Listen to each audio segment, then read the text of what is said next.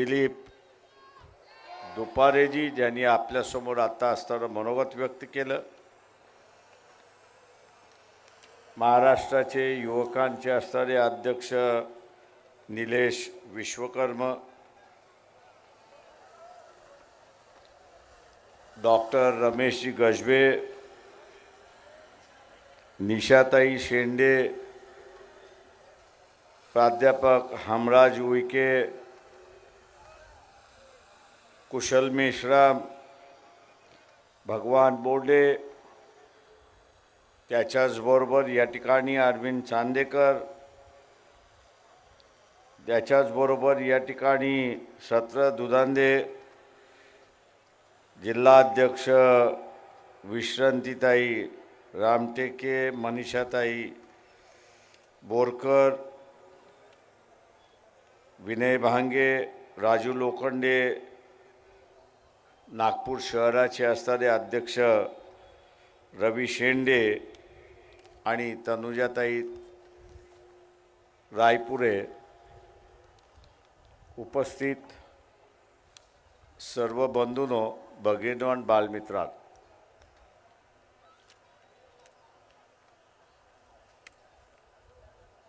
लोकसभेच्या निवडणूक आणि त्याच्याचबरोबर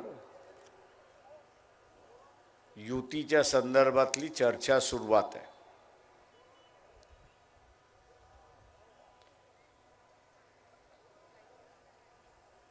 आणि चर्चेच्या संदर्भातलं उलटसुलट बातम्या यायला सुरुवात लागली.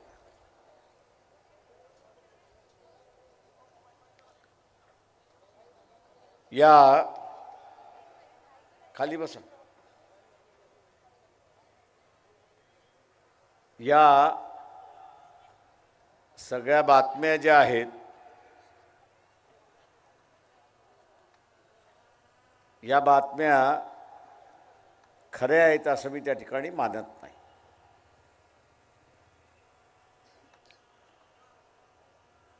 दोन 2024 नंतर निवडणुका होणार नाहीत असंही त्या ठिकाणी म्हटलं जाते.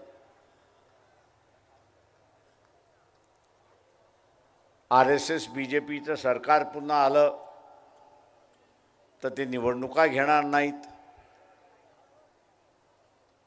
पंतप्रधान म्हणतात आहेत की आम्ही 400च्या वरती जागा घेऊ.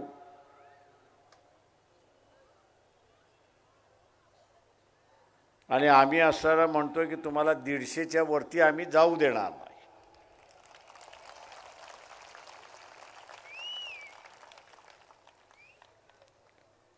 आता हे जे आम्ही 150 म्हणतोय ते आपल्या जोरावरती म्हणतोय हे लक्षात घ्या.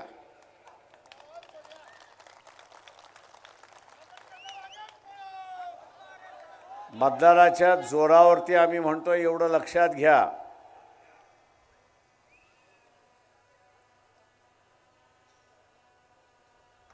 जे काही काल मसुदा सादर करण्यात आला त्याच्या याच्यावरनं चर्चा फार झाली. लोक विचारायला लागले. आम्ही म्हटलं की इथे असणारा पुन्हा BJP बरोबर जाणार नाही याची असताना तुम्ही आम्हाला हमी द्या. तर अनेक जण म्हणायला लागले की असं कशी हमी देता. म्हटलं तुम्ही आमची कोंबडी खाणार आणि जिरवायला BJPकडे गेलात तर आम्ही काय करायचं.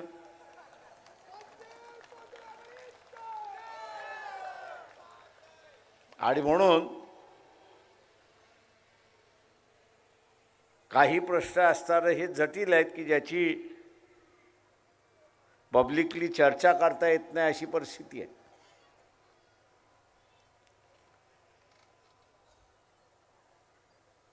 का शेवटी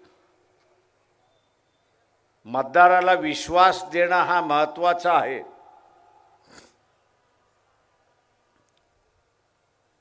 मतदार हा BJPच्या विरोधातला मतदार आहे, RSSच्या विरोधातला मतदार आहे. त्याला खात्री पटली पाहिजे की आपण असताना पुन्हा जाणार नाही याची.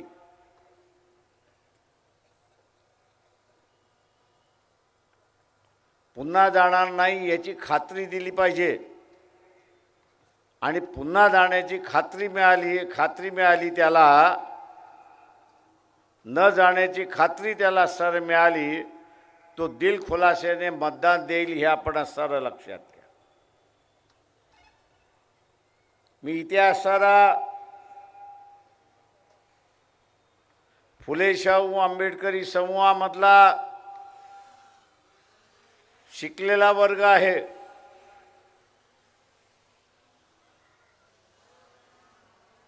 त्याला सर आवाहन करतोय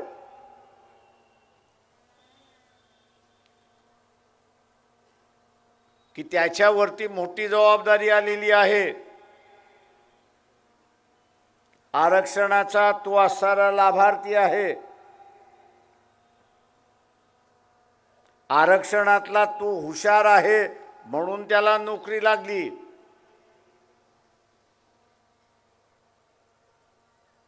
हा जो लाभार्थी आहे, या लाभार्थ्याने आता सज्ज झालं पाहिजे. सज्ज कशासाठी झालं पाहिजे तर संविधान वाचवण्यासाठी सज्ज झालं पाहिजे.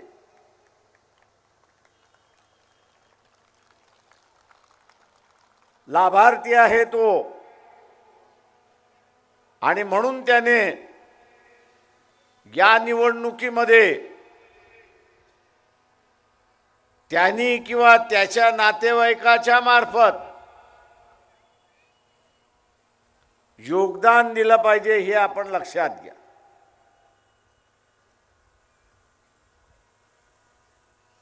राजकीय दृष्टिकोनातून आज आपण असं पाहिलं की जो ओबीसी धनगर असेल, माळी असेल, साळी असेल, कुणबी असेल, लोहार असेल, सोनार असेल,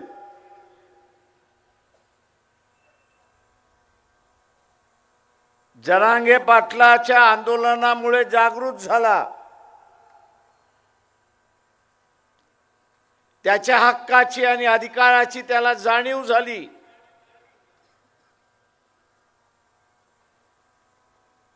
आज तो स्वतःच्या अधिकाराची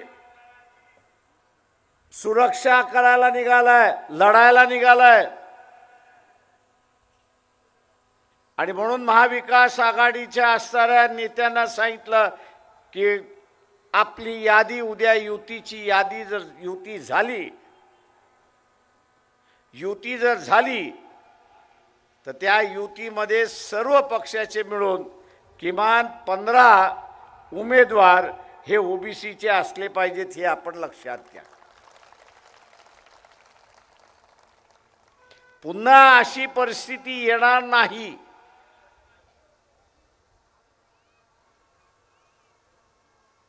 आहे दक्षता आपल्याला घ्यायची असेल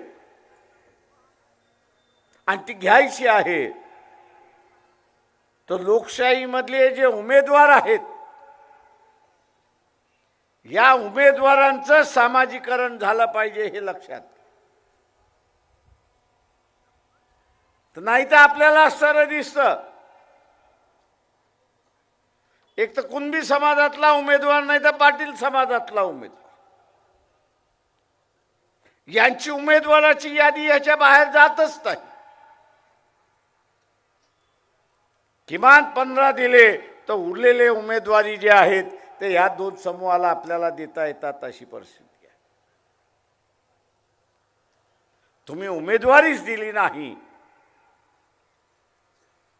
तर ते त्यांच्या अधिकाराचे संरक्षण कसे करणार अशी असणारी परिस्थिती आहे. आणि म्हणून मी हा जो आरक्षणाचा लाभार्थी आहे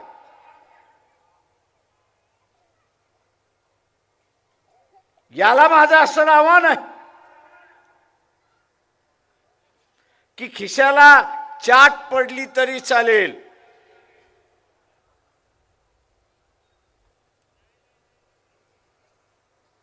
आतापर्यंत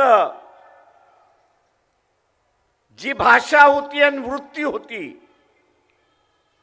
की इलेक्शन मध्ये मला काय घेणं देणं, पक्ष आणि उमेदवार त्या ठिकाणी पाहिल, हाच हिक्का जर राहिला आणि उद्या बीजेपी RSS सत्तेवरती आली तर सगळ्यात पहिला आघात जो आहे तो या लाभार्थीवरती झाल्याशिवाय राहणार नाही, हे आपण लक्षात घ्या.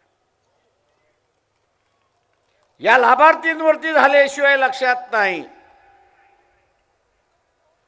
तेव्हा सगळ्यात सावध ह्या साऱ्या लाभार्थ्यांनी झालं.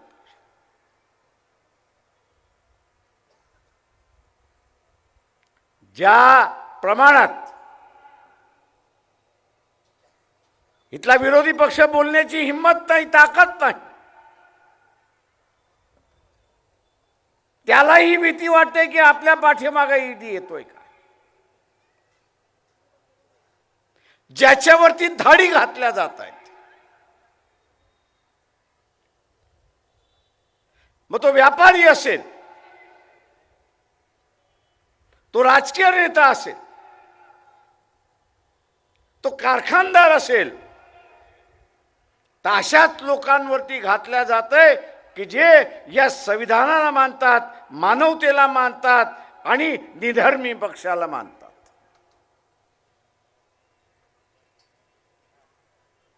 ही विचारांची सुद्धा लढाई सुरुवात झाली आहे. उद्याचं असणारं राज्य कोणाचं राहणार? फुले शाहू आंबेडकरी विचाराचं राज्य राहणार की मनुस्मृतीचं राज्य राहणार, हा निर्णय द्यायचा आहे. ज्या दिवशी पुन्हा मनुस्मृतीचं राज्य आलं तर याचा पहिला बळी हा आरक्षणवादी आणि आरक्षणातला लाभार्थी होणार आहे, हे आपण लक्षात घ्या.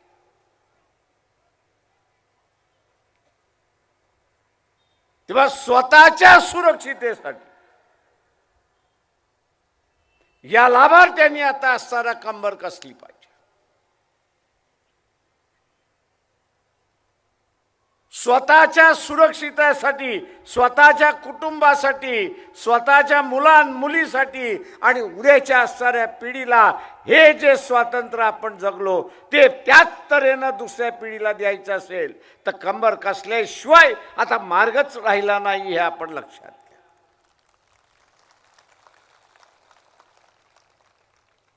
आणि मग खिशाला 10,000ची चाट बसली तरी आपण असणारा सहन केली पाहिजे. खिशाला 10,000ची चाट बसली तरी आपण असणारा सहन केला पाहिजे.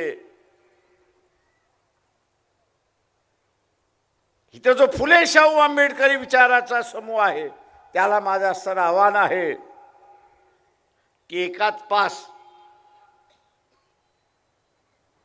आपलं स्वतःचं मत आणि जो आपल्याला आतापर्यंत देत नव्हता अशी 5 मतं,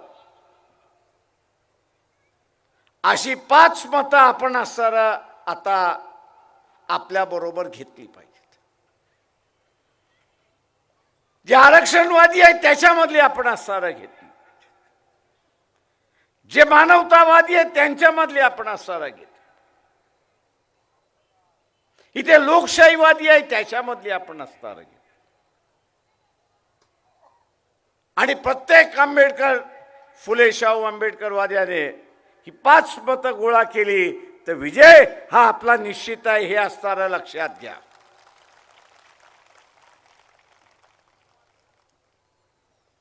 उद्याचं राज्य कोणाचं? आज संविधानाचं राज्य चाललंय, म्हणजेच संतांचं राज्य चाललंय, हे आपण असणारं लक्षात घ्या. संविधानाचं राज्य म्हणजे इथलं संतांचं राज्य. मग ते चार्वकापासून ते असणारं तुकाराम महाराज, पण जे काय RSS BJP आम्ही संविधान बदलू म्हणून सांगतंय त्यांना असणारं मनुवाद्याचं आणि वैदिक धर्माचं राज्य आणायचं आहे, हे आपण असणारं लक्षात घ्या. ही लढाई मनुवादी विरुद्ध असणारा फुले शाहू आंबेडकरवादी आहे, हे लक्षात घ्या. आणि म्हणून 150 वर्ष होऊन गेली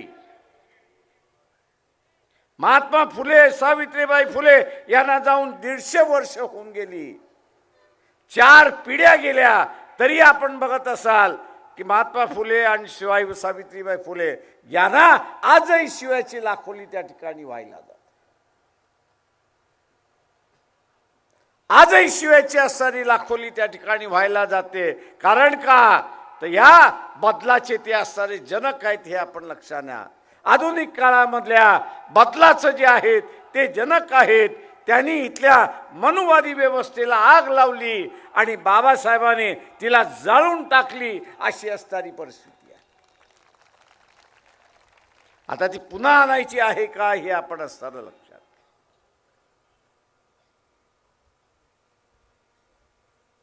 ही ते पुन्हा आणायची नसेल, सर्वांच्या बरोबरीने किंवा स्वतःहून हा लढा आपल्याला उभा करावा लागेल हे लक्षात घ्या.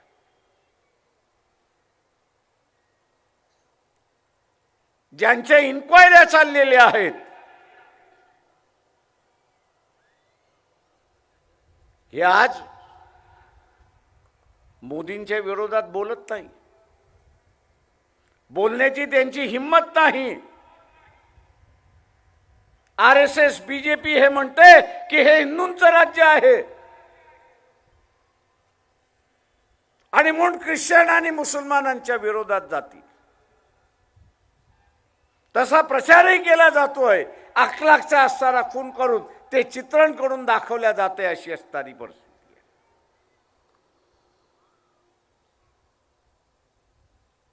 पण खऱ्या अर्थाने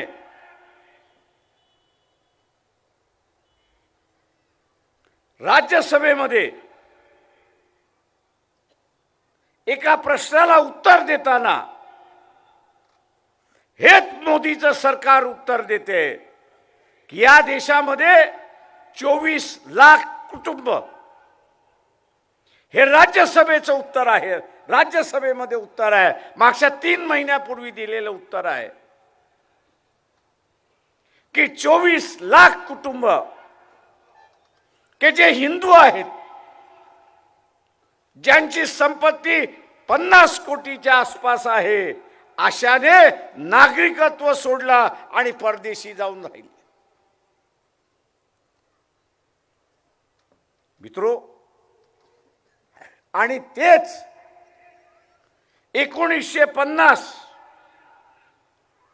ते 2014 पर्यंत या 70 वर्षाच्या कालावधीमध्ये फक्त 7,200 कुटुंबाने की ज्यांची संपत्ती 50 कोटीच्या वरती आहे, त्यांनी देश सोडून गेले हे आपण लक्षात घ्या. नागरिकत्व सोडून गेले हे आपण लक्षात घ्या. 70 वर्षामध्ये 7,200 कुटुंब नागरिकत्व सोडून गेले आणि यांच्या 10 वर्षाच्या कालावधीमध्ये, यांच्या 10 वर्षाच्या कालावधीमध्ये 24 लाख हिंदू कुटुंब देश सोडून गेले हे आपण लक्षात घ्या. हे सरकारची आकडेवारी ते देतात आहेत, ही माझी आकडेवारी नाही आहे किंवा इथल्या कुठल्या वर्तमानपत्राने निर्माण केलेली आकडेवारी नाही आहे. ते एका प्रश्नाला राज्यसभेमध्ये असणारं उत्तर दिलेलं आहे. मी इथल्या असणाऱ्या तमाम सनातनवादी आहेत, या सनातनवाद्यांना असणारा विचार, इथला तेली आहे, कुणबी आहे, त्याला असणारा विचार. तुम्ही सत्तेवरती ह्यांना याच्यासाठीच बसवलं. तुम्ही यांना सत्तेमध्ये ह्याच्यासाठीच बसवलं की त्यांनी असणारा हिंदूंच्या विरोधात कारवाई करावी आणि ते कंटाळून जाऊन त्यांनी असणारं नागरिकत्व सोडावं आणि देशभरामधून निघून जावं.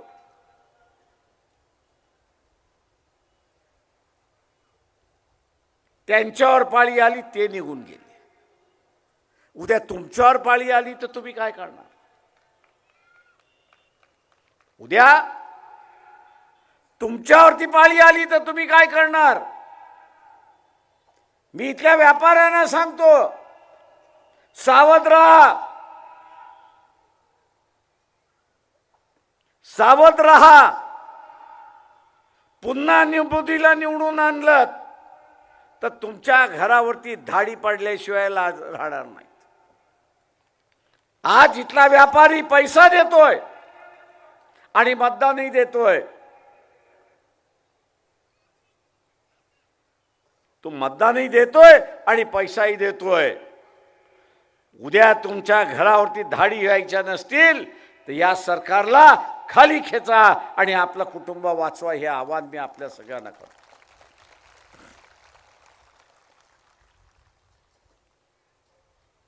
हे धार्मिक सरकार आहे असं म्हणताय. मला व्यापारी म्हणतात, अरे सर ये तो धार्मिक सरकार है.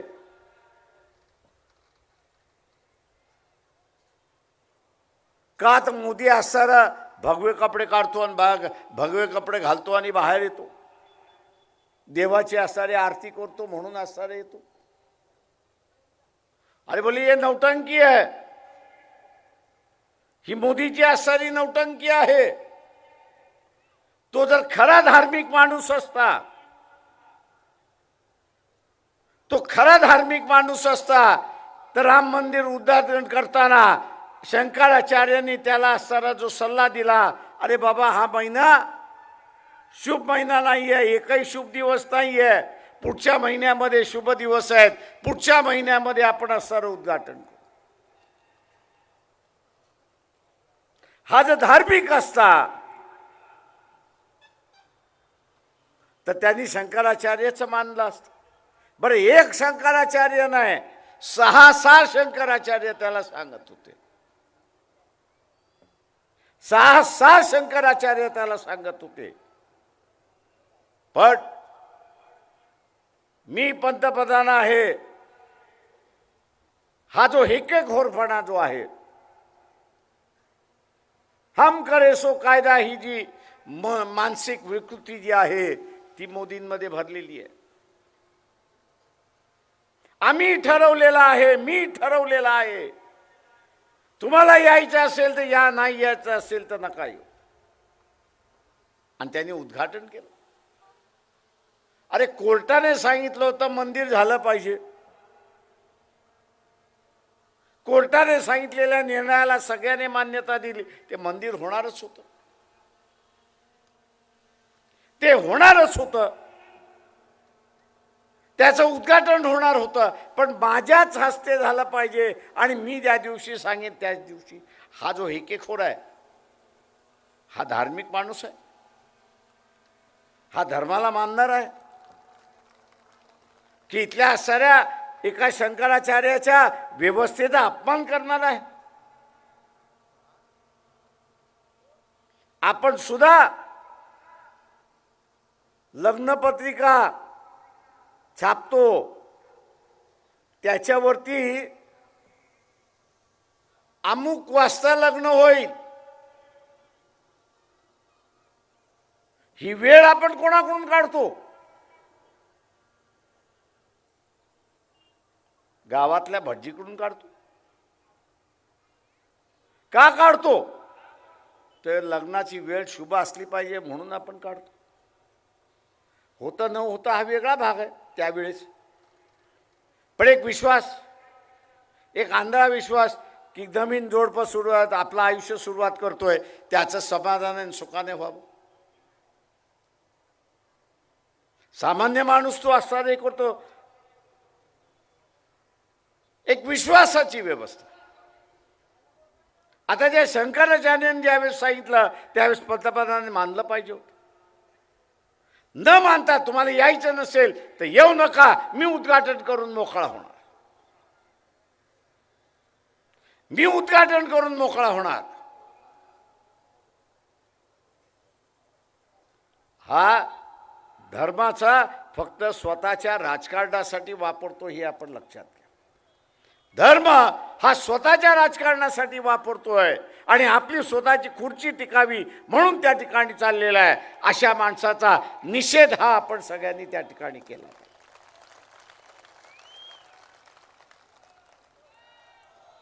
जाता जाता मी आपल्याला फक्त असणारे एकच प्रश्न या ठिकाणी विचार,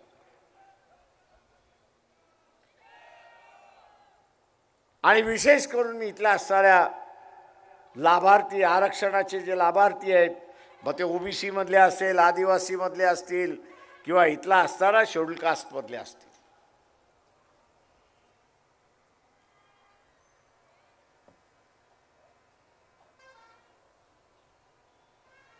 तुम्ही खरंच तुमच्या कुटुंबावरती प्रेम करता का? की तुम्ही स्वतःचीच प्रेम करताय?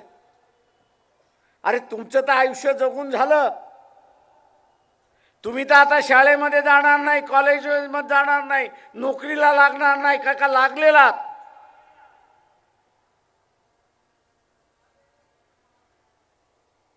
जो आघात होणार आहे तो येणाऱ्या पिढीवरती आघात होणार आहे.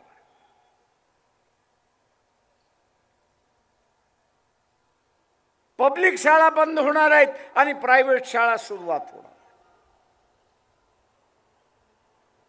पब्लिक शाळा बंद होणार आहेत, प्रायव्हेट शाळा सुरुवात होणार आहेत. त्या प्रायव्हेट शाळेच्या फिया तुम्ही देऊ शकाल का ह्याचं उत्तर द्या. स्वतःला दुसरं उत्तर द्या की आरक्षण नसतं तर तुम्ही नोकरीला लागला असतात का? आरक्षण नसतं तर तुम्ही नोकरीला लागला असतात का? आरक्षित वर्गामध्ये तुम्ही हुशार आहात म्हणून लागलेला.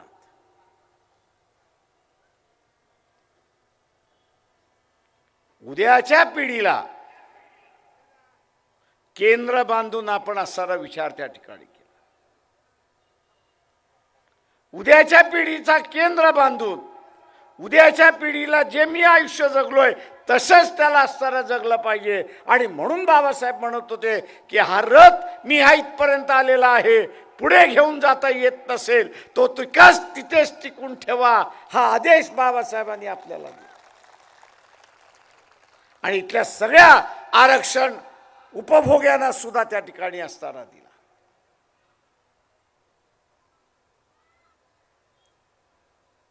आरक्षणातले जे उपभोगी आहेत त्यांना असताना हा सुद्धा आदेश दिला.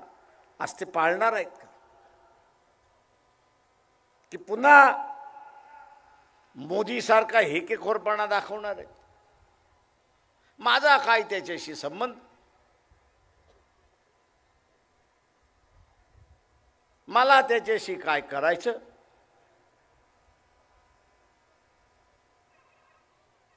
हा जो हेकेखोरपणा आहे हा धोकादायक हे आपण असं लक्षात. आरक्षणवाद्याचा हेकेखोरपणा हा त्याच्या कुटुंबापुरता मर्यादित आहे. पण मोदीचा असणारा हा हेकेखोरपणा देशाला विघटनेच्या वास्त्यावरती आणून ठेवेल हे आपण लक्षात.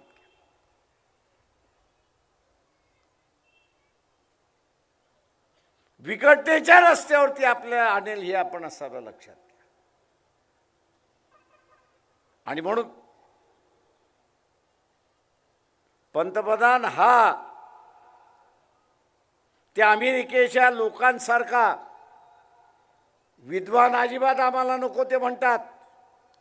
का विद्वान हा बाजारामधून विकत घेतला जाऊ शकतो आणि त्याची असणारी विद्वत्ता ही वापरल्या जाऊ शकते हे आपण लक्षात घ्या. म्हणून अमेरिकन जनता त्या ठिकाणी म्हणत असते की आमचा असणारा राष्ट्राध्यक्ष हा स्वतःच्या पोराशी कसा वागतो, हा त्याच्या बायकोशी कसा वागतो याच्यावरती आमचं अवलंबून असतं. बायकोला मारणार असेल आणि टाकून देणार असेल तर आम्ही अजिबात त्याला असणारा ठेवत नाही. का हा कुटुंब वात्सल्य नाही. राष्ट्र हे एक असणारा कुटुंब आहे.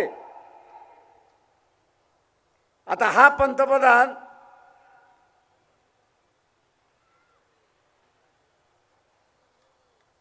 लग्न तर करतो पण लग्नाच्या अटी निभावत नाही अशी असणारी परिस्थिती आहे.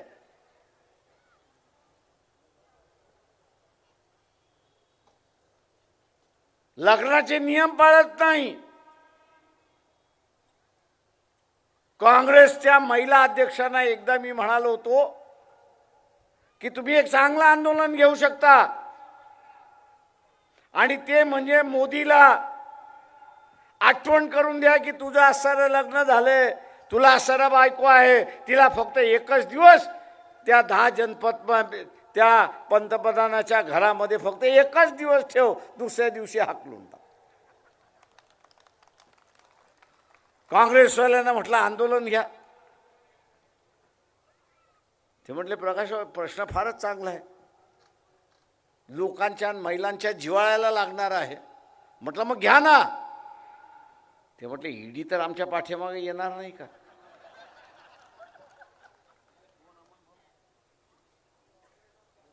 म्हणजे ही काँग्रेसवाल्यांची मानसिकता आहे, हे आपण लक्षात घ्या.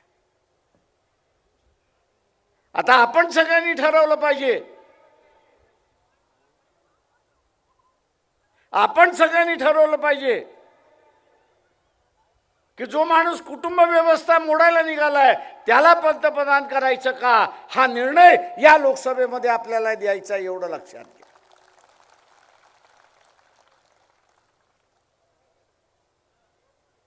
कुटुंबाची जबाबदारी नसल्यामुळे डॉक्टर रमेश गजबे तुम्ही कितीही मामला की इथं असणारा बेरोजगारी आहे त्याला काय घेणं देणं आहे? काय घेणं देणं आहे का? तो काय म्हणतो, ना आगे ना पीछे. आता ज्याच्या पुढेही नाही मागेही नाही त्याला काय समस्या कळणार?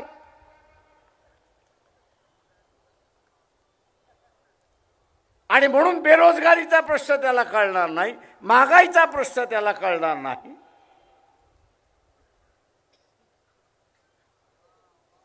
असा माणूस पुन्हा पंतप्रधान खुर्चीवरती बसवणार नाही. आणि म्हणून भारतीय जनता पक्ष RSSच्या विरोधात आपण यावेळेस मतदान कराल